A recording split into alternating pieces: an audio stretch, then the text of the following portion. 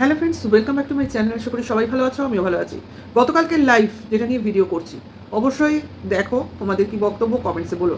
The ভিডিওর মূল বক্তব্যটাই ছিল ফার্স্ট একদম টপিক বলতে পারো, টিনার দাবি ক্লিয়ার করা, অর্থাৎ টিনা টাকা চেয়েছে না চায়নি এটাকে ক্লিয়ার করা। কারণ বেচু কদিন আগে বলেছিল টিনার তরফ থেকে একটা মিউচুয়াল ডিভোর্সের প্রপোজাল তার উকিল মারফত পাঠানো হয়েছে, এবং সেটা বেচু জেনে আমাদের সামনে বলেছে যে টিনার তরফ থেকে মিউচুয়াল ডিভোর্সের শর্তস্বরূপ কিছু অ্যামাউন্ট দাবি করা হয়েছে, যে অ্যামাউন্টটা বেচু কখনোই দিতে পারবে না। এবং তার জন্য বেচু বলেছে আমার ডিভোর্স চাইও না, আমি যেরম আছি আমি সেরম থাকবো, আমি এইভাবেই চলতে চাই। যদিও প্রতিদিনই বেচু এসে বলবে এই কোর্ট খামারি, থানা পুলিশ এগুলো আর ভালো লাগে না, এটাই কি শেষ অবধি জীবন হয়ে দাঁড়াবে, এরকম বক্তব্য রোজই বেচু একটু না একটু আমাদের শোনায়। কিন্তু তবু সে তার তরফ থেকে এই ব্যাপারটা আমাদের জানায় যে যেহেতু ওর তরফ থেকে টাকার দাবি করা হয়েছে, সেহেতু সে ডিভোর্স নেবেও না দেবেও না, ঠিক আছে।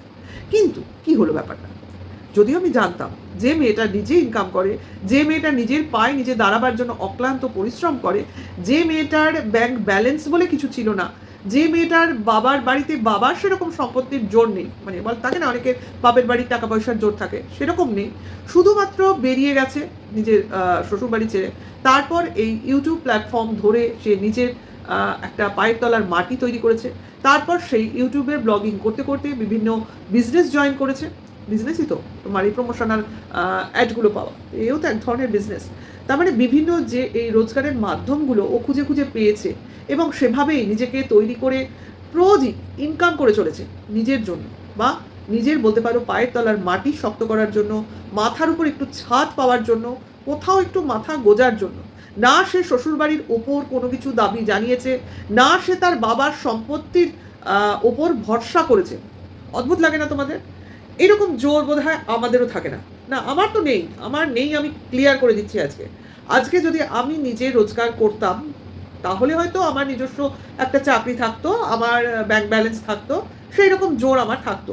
এখন আমি তাই দিয়ে কি কোনো একটা বাড়ি করতাম কি করতাম না, সেটা তো মানে যদি করতাম তাহলে বুঝতাম। কারণ এক তো নিজের বাপের বাড়ি থাকার জন্য আমার নতুন করে বাড়ি করার প্রয়োজন হতো না, সবারই এটা একটা সেল্টার। প্লাস শ্বশুরবাড়ি যদি সঠিক হয় তাহলেও আর মানুষের প্রয়োজন পড়ে না। মানে এরকম কোন মেয়ে আছে বা কোন বিবাহিত মহিলা আছে বলো, যার শ্বশুরবাড়ি ভালো, আবার বাপের বাড়িরও একটু ভরসা আছে, তারপরেও সেই দুটো বাড়ি থেকে বেরিয়ে নিজের জন্য কোনো বাসস্থান আলাদা করে তৈরি করে। সঙ্গে সঙ্গে তার এটা বা তার বাড়ির লোকেদের এটাই মনে হবে যে এই তো বাবার একটা বাড়ি থাকতে, শ্বশুরের বা নিজের বরের একটা ফ্ল্যাট বা বাড়ি থাকতে, আবার সে তার নিজস্ব আলাদা করে আরেকটা ফ্ল্যাট বা বাড়ি করার কিসের প্রয়োজন? এটা তো একটা মিস ইউজ, এটাকে একটা বাজে খরচ হিসেবেই সবাই কিন্তু তখন বোঝাতে চাইবে, মানে এটার কোনো প্রয়োজন নেই। কারণ বাড়ি বা ফ্ল্যাট বানালেই তো হলো না, তার একটা মেনটেনেন্স আছে, তাই না? তো এটা একটা বড় ইনভেস্টমেন্ট। তো এই যে অবস্থাটা, এর মধ্যে যদি সব মানুষ মানে মেয়েরা, ছেলেদের কথা বাদ দাও, কারণ ছেলেরা তো বলে যেখানে সেখানে থাকতে পারে, তারা বন্ধুর বাড়িতে এক রাত কাটালেও তাদের যেমন মাথায় কলঙ্ক চাপে না, তেমনি তারা রাস্তাতেও এক রাত্রি যদি মানে কি বলে ওটাকে, পার্কের বেঞ্চে শুয়েও যদি রাত কাটিয়ে দেয়, তাদের নাকি কোনো বিপদের শঙ্কা নেই। কাজে সেক্ষেত্রে ছেলেদের অনেক রকম ছাড় আছে। তো মেয়েদের ক্ষেত্রে তো সেটা সম্ভব নয়, তুমি এক রাত্রি বাড়ির বাইরে কাটানো মানেই তোমার মাথায় ট্যাগ লেগে গেল, এটা একদম পরিষ্কার, ঠিক আছে। মানে যদি না তুমি কোনো অফিসিয়াল জবে কোথাও যাচ্ছ, যদি না তুমি কোনো বন্ধুর বাড়িতে বাড়িতে বলে কয়ে রাত কাটাচ্ছ, বা আত্মীয় স্বজনের বাড়িতে যাচ্ছ, এগুলো বাদ দিয়ে, মানে পারমিশন নিয়ে, পারমিশন ছাড়া নয়, আশা করি বোঝাতে পারছি। তো সেই ক্ষেত্রে এগুলোকে প্রত্যেকের লাইফেই যদি এই দিনগুলো আসে, সেক্ষেত্রে সবাই ভাবতে বসবে আমার তো এখানে আছি, এর বাইরে তো আমার কিছু নেই। তো সেখানে তো কেউ ভাবে না। সেইখানে সেই মেয়েটা শ্বশুর বাড়ি থেকে যখন বেরিয়ে রাস্তায় বাবা মার সঙ্গেই হাতে হাত ধরে নিজের বাপের বাড়িতেই জায়গা পেল, কিন্তু তখন থেকেই সে বুঝে গেল যে এটাই আমার জায়গা নয়, আমার আলাদা একটা জায়গাও তৈরি করতে হবে। কারণ আমি ওয়াইটিতে থাকি, কারণ আমার একটা পরিচিতি আছে, আমার সঙ্গে আমি বেরিয়েছি তো সহায় সম্বল হয়ে তো বটেই, কিন্তু সঙ্গে আমি একটা কিছু নিয়ে বেরিয়েছি, সেটা কি বলতো? দুর্নাম। তো সেই দুর্নামের জন্য আমাকে একটা আলাদা জায়গা গড়ে তুলতে হবে। কারণ আমি সমস্ত কিছু সহ্য করতে পারলেও আমার আত্মীয় স্বজন কিন্তু সবসময় সব কিছু টলারেট করতে পারবে না। তারা কিন্তু কোনো না কোনো সময় আমার উপর রেগে গেলেও যেতে পারে। যদি তারা রেগে যায়, যদি তারা আমাকে সেইভাবে আশ্রয় না দিতে চায়, তো সেই জায়গায় দাঁড়িয়ে টিনার কখনো মনে হয়েছিল নিজের জন্য একটা কিছু বানাবো, নিজের জন্য। তো প্রত্যেকটা মেয়েরই উচিত নিজের জন্য কিছু একটু বানানো, নিজের নিজের আশ্রয়। দেখো, তুমি না খেলেও চলে, তুমি না দামি দামি জামা কাপড় পরলেও চলে যাবে বা কম খেলেও চলে যাবে, কিন্তু তোমার যদি মাথার উপর একটা ছাদ আর পায়ের তলার মাটিটা থাকে নিজস্ব, তাহলে কিন্তু তুমি সব দিক দিয়ে নিরাপদ। তো সার বোঝে না বুঝে ও সেই পথেই এগোচ্ছিল, ঠিক আছে। কিন্তু কি বলবে বলো, সব জায়গায় বিপদ ওত পেতে রয়েছে, সব জায়গায় মানুষ বলার জন্য তৈরি হয়ে রয়েছে, অ্যাটাকিং পাওয়ার নিয়ে ওর দিকে তাকিয়ে রয়েছে। তার মধ্যে একটা ছোট্ট প্রাণ লড়াই করে কি করে, যাই হোক, সব এ তো অনেক বড় ইতিহাস আমরা 1.5 বছর ধরে নিজেরাই রচনা করেছি টিনাকে কেন্দ্র করে, সবাই মিলিত প্রয়াসে। তো সেখানে দাঁড়িয়ে একই ইতিহাস বারবার আউড়ে যাওয়া মানে পরীক্ষার পড়া মুখস্থ করা, যাই হোক, সে বাদ দাও। তো সেই জায়গায় দাঁড়িয়ে যখন টিনার তরফ থেকে এতগুলো দিন পর বেচুর মানে মানে বেচুকে একটা মিউচুয়াল ডিভোর্সের প্রপোজাল পাঠানো হয়েছে, টিনা আমাদের জানানোর প্রয়োজন নেই, কারণ জানায়নি, যাকে পাঠাবে তাকেই পাঠিয়েছে। তো তার তরফ থেকে আমাদের জানানো হয়েছে, এবং জানানো হয়েছে খুব বাজেভাবে, যে পয়সা চেয়েছে বলে। কিন্তু টিনা সেটা পুরোই তার ব্লগিংয়ে গতকাল ক্লিয়ার করে দিয়েছে যে তার তরফ থেকে একটা পয়সাও দাবি করা হয়নি। উল্টে সে বলেছে আমি ডিভোর্স দিয়ে দিতে চাই, কারণ এই রিলেশন টেনে নিয়ে যাওয়ার কোনো মানে নেই, এটা তো কিছু হবে না, ঠিক আছে। এটার থেকে মুক্তি পেলে টিনা টিনার মতো বাঁচবে আর সে তার মতো বাঁচবে, এরকমভাবে বলেছে। আর তার তরফ থেকে এক পয়সাও দাবি করা হয়নি। যদি দাবি করা হতোই অনেকদিন আগে ও খোরপোশ দাবি করতো, যেটা ও চায় না। ওর 5 লাখ টাকা যে নিয়ে নেওয়া হয়েছে সেটাও ও চায় না। ও চায় শুধু ডিভোর্স, অর্থাৎ এই লোকটার মানে যে ট্যাগটা ওর কপালে লাগানো আছে সেই ট্যাগটা থেকে মুক্তি চায়, সুপরিষ্কার কথা। তো এইটাই ও চেয়েছে, হ্যাঁ। কিন্তু তার বদলে ও সমস্ত কেস কামারি যা আছে বা করেছে সেগুলো তুলে নেবে, অর্থাৎ 6 মাসের মধ্যে বেচু মুক্ত। তা বেচুর তো সয় না, বেচু সেখানে হয়তো একার বুদ্ধিতেও চলে না, কারণ কারোর বুদ্ধি এখানে কাজ করছে, বা অনেক কিছু হয়তো ভাবছে, অনেক কিছু প্ল্যানিং প্লটিং চলছে যেগুলো বেচুর মাথায় রয়েছে কারো না কারোর দ্বারা। মানে জিনিসটাকে টানতে হবে, একটা ছোট প্রসঙ্গকেও বড় করতে হবে, যাতে এটা ওয়াইটি প্ল্যাটফর্ম হয়, যেখানে কামাই করাটা মেইন মানে মোটিভ। সেখানে টিনা যতই বলো তুমি যে কি হবে, কি হয়, কি প্রয়োজন, এই যে কামাই করা, রেভিনিউ, ইনকাম, এগুলোর প্রয়োজন কেউ বৃথা যেতে দেয়? তোমার মতো একজন মানে কি বলবো, সোনার ডিম ফাড়া হাঁস, যাকে কিনা হাতছাড়া করেছে বেচু, এবার যাকে বেছে বেছে এতকাল সে তার ইমারত গড়েছে, গাড়ির শখ মিটিয়েছে, আসবাবপত্র দিয়ে বাড়ি সাজিয়েছে, এখন ছেলেকে স্কুলে ভর্তি করার জন্য তার টাকার প্রয়োজন হয়তো হবে, হয়তো বা ভবিষ্যতের প্ল্যানিং সাজাবার জন্য তার টাকার প্রয়োজন হবে, এবং তোমার ধরুন যে কেস খামারি উকিলের জন্য টাকা পয়সা সে গচ্ছা দিয়েছে, সেগুলোর ভরপাই করতে হবে। তা সেগুলো সব ভেবে নিয়ে প্ল্যানিং করে তবে তো ওই সব কথা ভাবতে বসবে। সেগুলোর জন্যও তো ও এখন ইনকাম করার চেষ্টা করবে, ভিউয়ার্সদের কাছ থেকে আবার অ্যাকুমুলেট করার চেষ্টা করবে, কারণ তোমার তরফ থেকে তুমি টাকা না চাইলেও বেচুর কোনো ইন্দ্রিয় তো বলছে টাকা দিতে হবে, অর্থাৎ নিজের লোকসানটা ভরপাই করতে হবে, তার জন্য ইনকাম প্রয়োজন। এখন তার কেউ বললেও টাকা দেবে না, কাজেই তার জন্য হচ্ছে এইসব ভুলভাল কথা বলে ভিউজ ক্রিয়েট করা এবং রেভিনিউ আর্ন করা, পরিষ্কার কথা, ঠিক আছে। তো সেটাই করার চেষ্টা চলছে, দেখা যাক। হ্যাঁ, বেচুর তরফ থেকে তো কোনো অ্যান্সার আসেনি, এই দিনটার জন্যই তারা ওয়েট করছিল, এবং সেই লাইভে এটাই বলা হলো যে টিনা চায়নি তো কি হয়েছে, টিনার তরফের উকিল অর্থাৎ ভেতরের যারা রয়েছে, কাক, বক, চিল, শকুন না কারা জানি না ভাই, এরা বক যে সেবক দাদা সেটা বুঝতে পারছি, কাকটাকে, চিলটাকে, শকুনটাকে আমার ঠিক বোধগম্য হয় না, নাকি এগুলোর সঙ্গে ওগুলোকে ঢুকিয়ে দেওয়া হয়। তো সেবক দাদা যে কোনো টাকা পয়সা চান না, সেটা আমি যতদূর জানি ততদূর বলি, কারণ উনি যেভাবে টিনার খেয়াল রেখেছেন কেউ রাখেননি। এখন দেখো, উকিলের টাকা তো দিতেই হবে, কেউ যদি বলে উকিলের টাকা নেয় না, এটা ভুল কথা। যে যার কাজ করছে তার পারিশ্রমিকের বিনিময়, তো তারা তো টাকা নেবেই। সেটা আজকে যে উকিল এখন টিনার কাছে রয়েছে সে হলেও নেবে, আবার অন্য উকিল রাখলে সেও নেবে। উকিল টাকা ছাড়া কাজ করে না, তো সেটুকু তো ওকে দিতেই হবে, তার জন্যই তো কোর্ট কামারিতে পয়সা খরচ হচ্ছে। যাই হোক, সেটা কথা না, কিন্তু উনি যেভাবে টিনার খেয়াল রেখেছেন একজন দাদার মতো, ওনার ওয়াইফ বৌদির মতো, আমার মনে হয় না এরকম খেয়াল আর কেউ রেখেছে। যাই হোক, দেখলাম ওনারা বেশ বাড়ি যেহেতু কাছাকাছি থাকেন, বোঝাই গেল যে বাড়িতে কোনো দিন খাবারের একটু পাঠাবার ব্যবস্থা করেন নিজের বোনের মতো, এটা দেখে খুব ভালো লাগলো। যাই হোক, এরকম লোক পাওয়া খুব মুশকিল, টিনা জানে। তার জন্য যাই বাজে ব্যাড রিমার্স ছড়ানো হোক না কেন ওই সেবক দাদার ব্যাপারে, আমি দাদা বলি, উনি আমার দাদা নন, যাই হোক, এটা একটা নাম হয়ে গেছে, তো সেরকম, তো সেটা একমাত্র টিনা জানে, তার সঙ্গেই রিলেশনটা চলছে বা গ্রো করছে, বা উনি ওনার বলতে গেলে টিনার মাথায় ছাতার মতো হয়ে রয়েছে। উনি যে টিনার লাইফে কতটা হেল্প করেছেন সেটা একমাত্র টিনা এবং টিনার ফ্যামিলি জানে। বলতে গেলে টিনার সমস্ত বিপদ উনি নিজের হাতে সরিয়ে দিয়েছেন। যাই হোক, তার জন্য ভগবান ওনাকে ওনার সবটুকু আশীর্বাদ দেবেন আশা করি।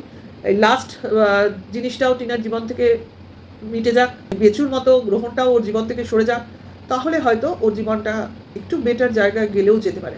মানে হেডেক মানুষকে অনেকটাই অসুস্থ করে ফেলে, বিচলিত করে ফেলে, দিক ভ্রষ্ট করে ফেলে। তো সেরকম, তো এখান থেকে মুক্ত হলে সে আলাদা কথা, কিন্তু ব্যাপারটা হচ্ছে উনি যে জিনিসটা ঘুরিয়ে দিতে চাইছেন যে কোনো বকচিল শকুন নাকি এসব টাকা পয়সা খাচ্ছে। তো দেখুন, আমি শুধু এটাই বলবো, মিডলম্যান তো সব জায়গায় আছে, বেচুরও আছে, টিনারও আছে। তো একা টিনার মিডলম্যানই লোভী আর বেচুর দিকের মিডলম্যানরা লোভী নয়, এটা এত আপনি মানে বুক বাজিয়ে কি করে বলতে পারছেন? আমরাই কি করে বিশ্বাস করবো, তাই না? সে যতই বলুক যে চোর, সে কখনো বলবে না আমি চুরি করেছি, তেমনি যে ঘুষখোর সেও কখনো বলবে না আমি ঘুষ খেয়েছি। কাজে কেউ নিজে মুখে নিজের দোষটা স্বীকার করে না আজকের, অন্তত এই যুগে, ঠিক আছে? কাজেই যতই নিজেকে ভালো সৎ প্রমাণ করার চেষ্টা করুক, উইথাউট টাকা পয়সা কেউ কি কারোর কোনো কাজ করে? হ্যাঁ, সমাজ সেবিকা তো কেউ নয়, এখানে তো হিউম্যান রাইটসের লোকজন। তো সেখানে মানুষের অধিকার দেখা যাক, কাজের বিনিময়ে তো কিছু পারিশ্রমিক সে চাইতেই পারে, সেটা তো লজ্জার জিনিস নয়। তো সেখানে আমার কিছু লাগছে না, হচ্ছে না, উইদাউট ইন্টারেস্ট আমি কাজ করছি, এতটাও বোকাবোধায়ের মানুষজন নয়। যাই হোক, এগুলো আমাদের প্রসঙ্গ নয়, কিন্তু মানে কাউকে সৎ প্রমাণিত করতে গিয়ে কাউকে অসৎ বলাটাও আর কি জাস্টিফাইড নয়। বেচু একটা মিথ্যা কথা বলেছে, সেটাকে সত্য প্রমাণিত করার জন্য আমাকে উকিলকে মিথ্যা প্রমাণিত করতে হবে, এটাও তো কোনো কাজের কাজ হলো না। যাই হোক, সেটা তারা বুঝবে। একটা ওয়াইটি প্ল্যাটফর্মে বসে মানুষকে বোঝাচ্ছে, আর প্রতিটা মানুষ ওই ওনার ফেলে দেওয়া কথাগুলো গিলবে আর বিশ্বাস করবে, হজম করবে, সেটাও তো নয়। যাই হোক, সেটা কথা না, কথাটা হচ্ছে উনি যাই বলুন, কাজ যেটা হওয়ার সেটাই হবে। ওয়াইটিতে বিক্রি করছেন কথা, সেটা বিক্রি হচ্ছে, উনিও ভিউজ কামাচ্ছেন, বেচুও ভিউজ কামাচ্ছে, এরও রেভিনিউ ঢুকছে, ওরও রেভিনিউ ঢুকছে, সোজা কথা। উইদাউট, দেখো এই যে কথা বলছে, উনি কি মনিটাইজেশন অফ করে বলছেন? তা তো নয়, রীতিমতো ভিউজ হচ্ছে, আর হচ্ছে তোরে ভাই। হ্যাঁ, 1 মাসে না হোক 2 মাসে হবে, হবে তো বটেই। টাকাটা তো উনি মানে ছয় ছক্কার করছেন না, মানে দান করছেন না, সেটা বলছি। যাই হোক, আজকে টিনার প্রতি অনেক ওনার মানে ভালো একটা মতামত দেখলাম। না, কাজ করছে, করুক, টিনা খুবই বোকা মেয়ে, ও কোনো বুদ্ধি নেই, পরিশ্রমী মেয়ে, কাজ করুক। ফোকলা বাজে আজকে এতদিন পর নাকি আমরা বুঝলাম, আমরা কোনোদিন বুঝিনি ফোকলা যে ফালতু। প্রথম থেকে, হ্যাঁ, কেউ কেউ সাপোর্ট করেছে বা কেউ কেউ বলেছে, সে অন্য কথা, কারোর ভালো মনে হয়েছে ফোকলাকে, কিন্তু ফোকলা যে টোটাল একটা বাজে ক্যারেক্টারের ছেলে সে তো প্রথমেই প্রমাণিত। না হলে সেখানে একটা বিবাহিত মহিলার সঙ্গে চ্যাট করবে, তার জন্যই তার কোনো যে চরিত্রই হোক না কেন, তাকে কোনোদিনই ভালো আখ্যা দেওয়া যায় না। সেক্ষেত্রে উনি আজকে বলছেন আমি কবে থেকে বলছি খারাপ, আপনারা আজ বললেন? যারা বোঝার তারা প্রথমেই বুঝে গেছে, আজকে তার আসল চরিত্রটা প্রকাশ পাচ্ছে, যেটা কিনা সবাই এক বাক্যে বলতে বাধ্য হচ্ছে, এটা হলো কথা। আর একটা কথা, এই যে পিউ এর সঙ্গে যে ওই চক্রবর্তী ম্যাডামের ভালো যোগাযোগ আছে, সেটা তো আমরা প্রথম থেকেই জানি। কাজে ওই ম্যাডাম নামক ব্যক্তিটা যে ওনার সঙ্গেই যায়, সেটা তো অনেক দিন আগে থেকেই আইডিয়া করেছিলাম। যদিও এতদিন পর বলছেন চিনি, জানি, কথা বলি, অমুক তমুক, সেটা কথা নয়। তা ওই মেয়েটির ব্যাপারে উনি যে প্রচণ্ড কনসার্ন, এটা তো আমরা প্রথম দিন থেকে দেখছি। ওর নামে বাজে কিছু বলা যাবে না, ও প্রচণ্ড অত্যাচারিত, ওর বিরুদ্ধে বলা মানে ওকে মলেস্ট করা। কিন্তু আপনি একজন ছিলেন যিনি কিনা টিনাকে প্রথম দিকে প্রচণ্ড পরিমাণে যা তা কথা বলেছেন। নষ্টা চরিত্রের মহিলা বলতেও আপনার দুবার মুখ কাঁপেনি, বলেছেন আপনি। আজকে আপনার মনে হচ্ছে যে ঝিউকে যেটা বলা হচ্ছে সেটা মলেস্টেশন, তাহলে টিনাকে যেগুলো বলা হয়েছিল, আপনারই প্রিয় ছিল ওই বাংলাদেশের ভাইটা, যাকে আমরা কুলাঙ্গার বলতাম, এখন আর বলি না, যেহেতু সে নিজেকে চেঞ্জ করেছে। অথচ যখন সে নিজেকে চেঞ্জ করেনি তখন সে আপনার প্রিয় পাত্র ছিল, আজকে সে নিজেকে চেঞ্জ করেছে, অমনি আপনার তার খলনায়ক আপনার সামনে প্রমাণিত হয়ে গেল। অবাক লাগছে, এগুলো প্রত্যেকটা জিনিস অবাকে। আজকে আপনি বলছেন যে টিনার মতো মেয়ে খেটে খাচ্ছে, পরিশ্রম করে খাচ্ছে, ওর ভালো হোক, অথচ আপনি দুদিন আগেই ভুলে যাননি নিশ্চয়ই, আপনি কমিউনিটি পোস্ট করেছিলেন যে এই জায়গায় আপনারা মেল করুন যাতে টিনার মতো মেয়ে তার প্রমোশনাল ভিডিওগুলো না পায়। আমরা কিন্তু ভুলে যাইনি। তাহলে আপনি একই মুখে কত রকম রূপ দেখান আপনার। আপনি একদিকে বলেন আমি একই মানুষের ভালো চাই, আরেকদিকে অন্য সময় বলেন ওই মানুষটিরই আপনি খারাপ চান। তাহলে অ্যাকচুয়ালি আপনার সিদ্ধান্তের কোনো ঠিক নেই। আপনি আজ বলেন, আরেকটা জিনিস কাল বলেন, অর্থাৎ আপনি ভীষণ মানে কি বলবো, পাল্টি খান, এছাড়া আর কিছু বলার নেই। কারণ আমরা যাকে একবার খারাপ বলি না, তাকে বরাবরই খারাপ বলবো। কারণ ওই যে কুকুরের লেজ কখনো সোজা হবে না, তো বেচু জীবনেও ভালো হবে না, কারণ ভালো হওয়ার তার কুষ্টিতে নেই। সে আজকে বউকে বেঁচেছে, তার আগে দিদিকে বেঁচেছে, তারপরে ছেলেকে বেচছে, তারপরে তার মাকে বেচছে, এরপরে আরও কে কে আসে দেখুন, তাদেরকেও বেঁচতে থাকবে। কারণ ওয়াইটিতে যাকেই আপনি ওয়াইটি প্ল্যাটফর্মে দেখাবেন, মুখ দেখাবেন, এটা তো বেচাই, নিজেকে দেখানো মানে নিজেকেও বেচা, ঠিক আছে? এইবার নিজেকে বেচলে তবুও হয়, আমি নিজের উপর আমার ব্যাপারটা রাখছি, আমি প্রত্যেকটা মানুষকে টেনে টেনে এনে বেচছি। ফ্যামিলি মেম্বার তবু ছেড়ে দিলাম, যেগুলো ফ্যামিলি মেম্বার নয়। তার বউ যতক্ষণ তার বাড়িতে ছিল ততক্ষণ তার ফ্যামিলি মেম্বার ছিল, বউ তার বাড়ি থেকে বেরিয়ে যাওয়ার পর তার তো ফ্যামিলি মেম্বার আর হয় না, সে নিজেই মানে না, তাহলে কিসের তাকে তার নামে বেঁচে বেঁচে খাওয়া? আজকে এতগুলো বছর পরেও সে বলছে ও নাকি টাকা চেয়েছে। এত বড় মিথ্যা কথা বলে কি করে? আর সেটাকে আবার আপনি সায় দিচ্ছেন, চালিয়ে দিচ্ছেন অন্য কারোর ওপর দিয়ে। আমরা তো শুনেছিলাম বেচু নাকি সব কথা নিজে নিজে ক্রিয়েট করে আর আপনাকে বলতে বাধ্য করে। বলেছিল আপনারই কোনো এক বাহিনীর মেম্বার, যে কিনা এখন আর মেম্বার নেই, সেরকম ভিডিও আমাদের সামনে ছিল। তাহলে এই যে দ্বিচারিতা, এই যে ২ নম্বরই কথাবার্তা, এগুলো তো হজম হয় না। আপনি এক কথার মানুষ হন না, তাহলে দেখুন আপনি কত মানুষের সাপোর্ট পান। কিন্তু এই যে আজ এক কথা বলছেন, কাল এক কথা বলছেন, মানে আজকের কথা আপনি যেটা বলছেন, আপনি ভুলে যান যে গতকাল আপনি কি কথা বলেছিলেন, পূর্বে কি কথা বলেছিলেন। কিন্তু আমরা তো শুনি, আমাদের আজকের কথাও যেমন আমরা শুনছি, আগের অতীতের কথাও আমরা শুনেছিলাম, আমাদের মনে আছে। ভুলি কি করে, ভুলবো কি করে? বলা তো সম্ভব নয়। একই মুখে একটা মেয়েকে আপনি ভালো বলেন, আর একটা মেয়েকে আপনি খারাপ বলেন। যাই হোক, আপনি অবস্থা পরিপ্রেক্ষিতে কথা বলেন, এটা পরিষ্কার, এবং হাওয়া বুঝে চলেন, এটাও পরিষ্কার। কিন্তু কিন্তু টিনার ফেভারে কথা কেন বলছেন, এটা পরিষ্কার হচ্ছে না। এর পেছনে কি মোটিভ আছে? ধীরে ধীরে বুঝতে পারবো, কোনো অসুবিধা হবে না। যাই হোক, এটুকুই বলার ছিল আমার ভিউয়ার্সদের। যদিও লাইভে আরও অনেক কিছু হয়েছে যেগুলো আমার কনসার্নের মধ্যে পড়ে না, আমি সেটা নিয়ে বলবোও না, সেটা আমার বিষয়বস্তু না। তাই আমি সেই লাইভের বাদবাকি প্রসঙ্গগুলো অবশ্যই বাদ দিয়ে গেলাম। শুধু বলবো, বাংলাদেশের বিপক্ষে কথা বলছেন কেন? বাংলাদেশটা খারাপ নয়। যেসব লোক বাংলাদেশে থাকে বা যারা এইসব জিহাদ ঘোষণা করছে বা অত্যাচার করছে, তারা দোষী। বাংলাদেশটা দোষী হয়ে গেল কি করে? ওদিকে পাকিস্তানি ওরাও আছে, এদিকে বাংলাদেশ। আমাদের দুই দিকের সীমান্তই তো সমানভাবে অত্যাচারিত হয়েছে। যেমন পশ্চিম বাংলা হয়েছে, তেমনি পাঞ্জাব হয়েছে। দুই দিকেই দেখুন, আমাদের সীমান্তই তো মুসলিমে ঘেরা। তো প্রত্যেক দিকের মানুষই কিন্তু অপমানিত হয়েছে। এটা তো ভুললে চলবে না। আজকে মুসলিমরা যেরকম হিন্দুদের উপর অত্যাচার করেছে, হিন্দুরাও কি মুসলিমদের উপর অত্যাচার করেনি? করেছে কি করেনি? এ তো ইতিহাস সাক্ষী আছে। আপনি কেন একা মুসলিমদের দোষ দিচ্ছেন? আসলে কি জানেন, দুর্বৃত্ত প্রতিটা জাতিতে রয়েছে। হিন্দুদের মধ্যে কোনো দুর্বৃত্ত নেই, তাহলে আমাদের দেশে তিলোত্তমার মতো কাণ্ড হচ্ছে কেন? আমাদের দেশে নির্ভয়ার মতো কাণ্ড হচ্ছে কেন? আরো অনেক অনেক কাণ্ড আছে। আমি সেগুলো আর ভিডিও মারফত বলতে চাইছি না। প্রত্যেকে জানে, প্রত্যেকের হৃদয় জানে, প্রত্যেকের মস্তিষ্ক জানে, প্রত্যেকের মন জানে। তবু তারা বাংলাদেশ পাকিস্তানিদের দোষ দেয়। এটা তো তাদের দোষের মধ্যে পড়ে না। এগুলো কিছু মানুষের মানসিকতার পরিচয়। প্রতিটা মানুষের, প্রতিটা জাতির মধ্যে এরকম মানুষ থাকতে পারে। তার জন্য দেশ দায়ী হয় না। দেশ তো একটা জড় পদার্থ, সেখানে যারা বাস করে সেই মানুষগুলো হচ্ছে কর্মকাণ্ড করে। আপনি ভুলভাল বলেন। যাই হোক, উত্তেজিত হয়ে যান, মেয়েদের উপর অত্যাচার হয়েছে বলে আপনার রাগ হয়, বুঝতে পারি, সবই বুঝতে পারি। কিন্তু ব্যাপারটা কি জানেন, দুর্বলের উপরই সবসময় অত্যাচার হয়, মেয়ে বলে নয়। মেয়েরা দুর্বল বলেই তাদের টার্গেট করা হয়। আজকে পুরুষদের কেন টার্গেট করা হয় না? আবার পুরুষদেরও কি অত্যাচার করা হয় না? রিসেন্ট একটা আপনার সিনেমা বেরিয়েছে, শিবাজি মহারাজের ছেলে ছাওয়া। তো সেই নিয়ে সিনেমা দেখেছেন? লাস্ট 15 মিনিট দেখেছেন কীরকম অত্যাচার হয়েছে? অত্যাচার সবার উপর হয়। অর্থাৎ মানুষ যাকে টার্গেট করে, যাকে ধরে, যাকে ধরে শাস্তি দেওয়ার যোগ্য বলে মনে করে বা অত্যাচার করতে পারবে বলে মনে করে, তার উপরই করে। পুরুষ মহিলা এইভাবে, বা জাতি ধর্ম, হিন্দু মুসলিম, এইভাবে আপনি টার্গেট করবেন না। এটা কোনো শিক্ষিত মানুষের পরিচয় না, অন্তত যারা ইতিহাস জানে। যাই হোক, ভিডিওটা আমি এখানে শেষ করব। আর যদি ভালো লাগে তাহলে লাইক, কমেন্ট, শেয়ার করো। নেক্সট ভিডিও ওয়েট করো। এখনকার জন্য এইটুকু। Tata, by.